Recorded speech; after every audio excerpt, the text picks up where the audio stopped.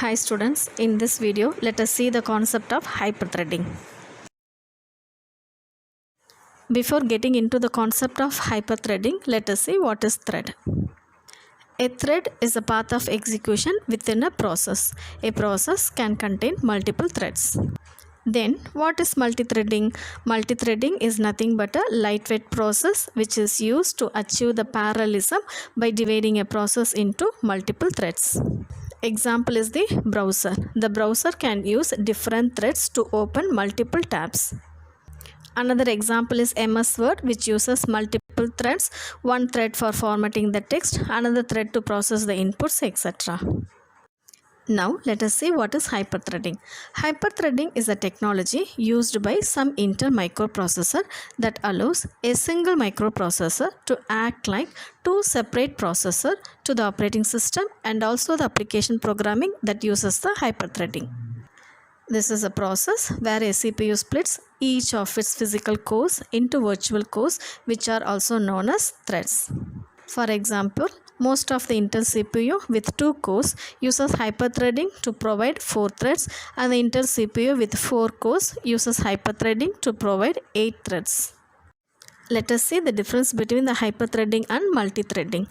Multithreading is a process that is divided into multiple threads, whereas the hyperthreading is the one in which the physical process is divided into 2 virtual processes or logical processor.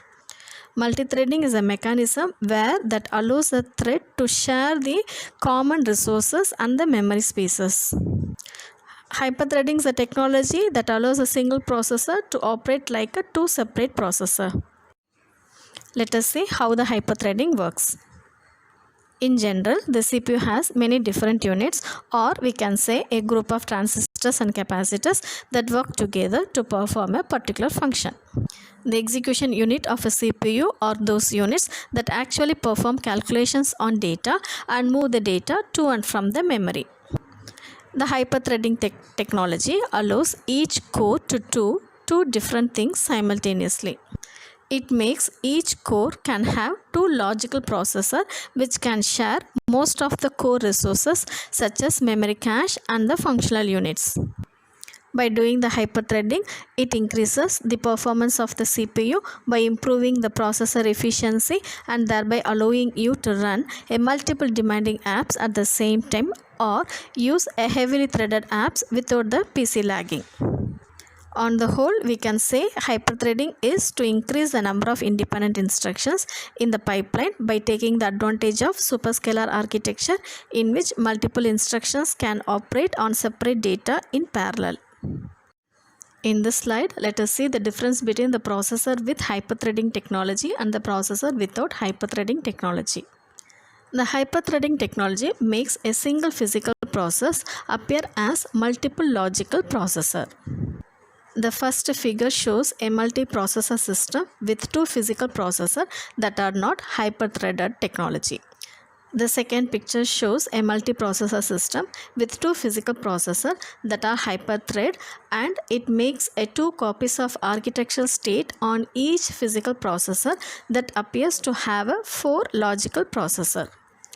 To do this, there is 1 copy of architecture state for 1 logical processor, and the logical processor shares a single set of physical execution resources.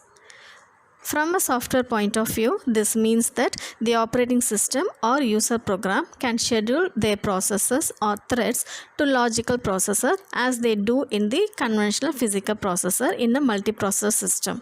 From a microarchitecture or architecture perspective, this means that the instruction from logical processor will persist and execute simultaneously on a shared execution resources. Let us see the advantages of hyperthreading model. First one is better throughput. A processor with hyperthreading actively executes twice as many threads as that of the non-hyperthread model. The next one is cost effective. Since hyperthreading allows each core to run 2 threads at the same time, it replicates only some parts of the memory elements and not all the components in the CPU. Hyperthreading technology involves only the microprocessor chip, and it does not require the entire components to be replaced. It enhanced multitasking by allowing more number of threads to act simultaneously. and enhanced multi-core processing. Let us see the application of hyperthreading. Some of the applications that uses the hyperthreading are video watermarking, 3D rendering, MPEG decoder and encoder, multimedia workloads. The application which requires heavy multitasking uses hyperthreading technology.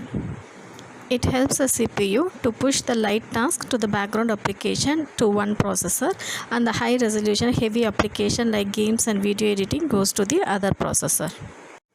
Even though hyperthreading has a lot of advantage, it too has its own limitation.